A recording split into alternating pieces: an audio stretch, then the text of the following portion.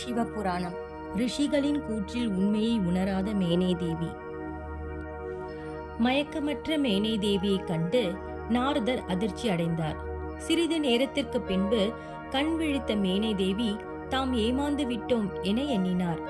தன் கண்முன்னே இருந்த நாரத முனிவரை கடிந்து கொண்டார். தாங்கள் கூறுவதன் அர்த்தம் என்னவென்று புரியவில்லை தேவி என நாரதர் கேட்டார்.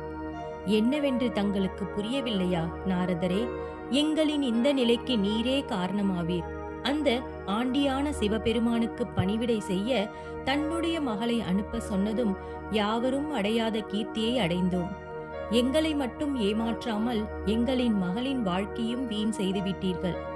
மேலும் நீங்கள் சொன்ன சொல்லிற்காக என் மகள் கடும் தவம் புரிந்தது இந்த ஆண்டியை மணப்பதற்காகவா என கூறினார்.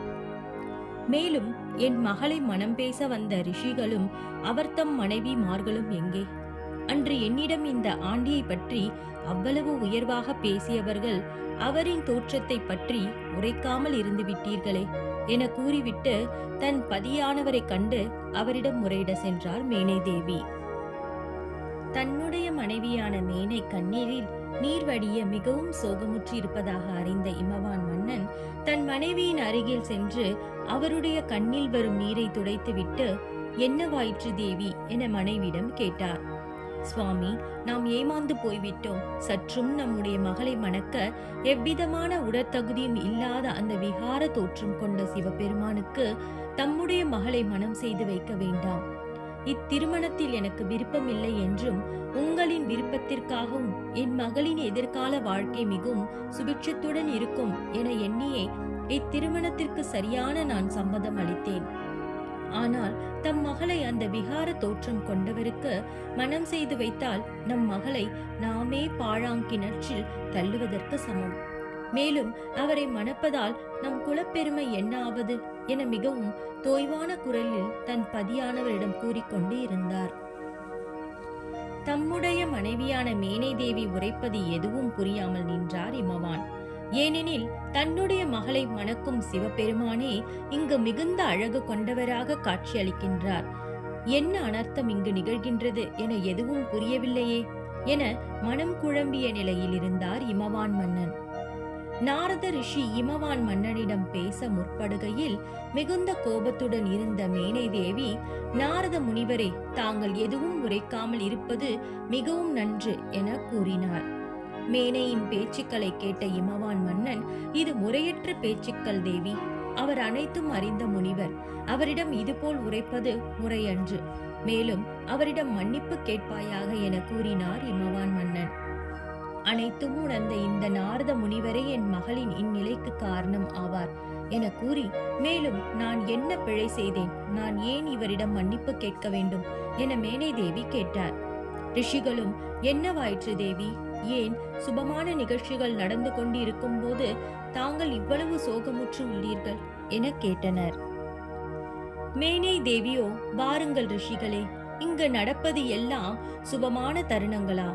ஆம், தங்களை போன்றோருக்கு இது சுபமான நிகழ்ச்சிகளே. ஏனெனில் யாவரும் பார்த்து மணந்து கொள்ள முடியாத தோற்றம் கொண்டவருக்கும், சுடுகாட்டில் வாசம் செய்து ஆபரணங்கள் எதுவும் வாங்க முடியாமல் சாம்பலை உடல் முழுதும் பூசிக்கொண்டு இருக்கும் அந்த ஆண்டிக்கும், எல்லா வளமும் கொண்ட எழில்மிகு தோற்றம் கொண்ட என் மகளை அவருக்கு நான் மனம் முடித்து வைக்கிறோம் அல்லவா? உங்களுக்கு சுபமான தருணங்களே. ஆனால் எங்கள் மகளின் எதிர்கால வாழ்க்கை என்பது என்னவென்று புரியாமல் தவிக்கின்றேன். இவை அனைத்திற்கும் காரணம் நீங்கள் மட்டுமே என கூறி அவர்களை நித்திக்கத் தொடங்கினார் மேனை தேவி. சப்த ரிஷிகள் மேனை தேவியிடம், நிதானம் கொள்வாயாக. நாங்கள் அன்று உன்னிடம் உரைத்தது மாயையோ அல்லது பொய்யோ அல்ல. இவ்வுலகத்தில் பிறந்தவர்களில் சர்வேஸ்வரனான சிவபெருமானுக்கு உங்களின் அன்பு புதல்வியை கன்னிகாதானம் செய்து மாபெரும் புண்ணியங்களை அடைய இருக்கின்றாய். சிவபெருமான் தங்களின் மகளை மனம் முடித்துக் கொள்வதற்காக உங்களை மனம் தேடி வந்திருப்பது நீங்கள் எப்பிறவில் செய்த புண்ணியமோ. அவருடைய வருகை எப்போதும் சுபிட்சத்தை மட்டும் அளிக்கக்கூடியது என்று எடுத்துரைத்தார்கள். சப்த ரிஷிகள் கூறியவற்றில் உள்ள உண்மையை உணராத மேனை தேவி, இல்லை முனிவர்களே, என் மகளை அந்த ஆண்டிக்கு மனம் முடித்து வைக்க மாட்டேன் என்றும், என் மகள் ஆண்டியுடன் வாழ்வதைக் காட்டிலும் என்னுடன் என் மகளாகவே இருக்கட்டும் என்றும் மேனை தேவி கூறினார். இமவான் மன்னனோ, தேவி புரிந்து கொள், நம் முன்னால் இருப்பவர்கள் அனைவரும் சாதாரணமானவர்கள். நம் மகளை மனம் முடிப்பவரோ எல்லையில்லா வளங்களை கொண்டவர். நீர் கோபத்தில் சிந்தும் வார்த்தைகள் எதையும் உன்னால் மீண்டும் திருப்பி பெற முடியாது தேவி. இங்கு வந்துள்ள அனைவரும் போற்றி வணங்கும் அளவிற்கு நம் மகளை மணப்பவர் சிறந்தவர். ஆகையால் நீ கவலை கொள்ள வேண்டாம் தேவி.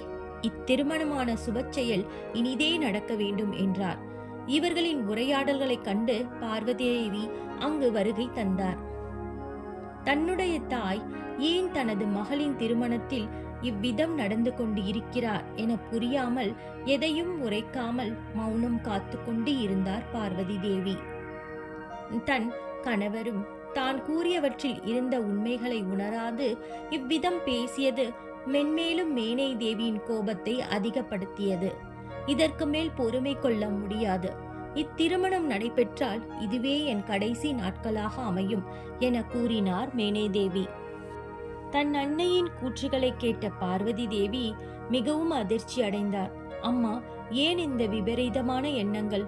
உண்மை எதுவென்று நீங்கள் அறிந்ததும் அதை ஏன் ஏற்க மறுக்கின்றீர்கள்? நீங்கள் சொன்ன அந்த சர்வேஸ்வரரே இவ்வுலகங்களை படைத்து அதில் வாழ உயிர்களையும் படைத்தவர். எல்லோராலும் போற்றி வணங்கக்கூடியவர். பிறப்பு இறப்புகளுக்கு அப்பாற்பட்டவர்.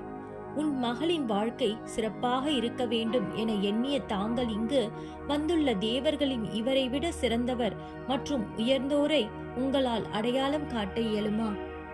மேலும் என்னுடைய வாழ்க்கையில் திருமணம் என்பது என் மனதில் என்றும் நீங்கா வாசம் செய்யும், அனுதினமும் அவரை மட்டுமே என் கணவராக எண்ணும் சிவபெருமான் உடன் மட்டுமே.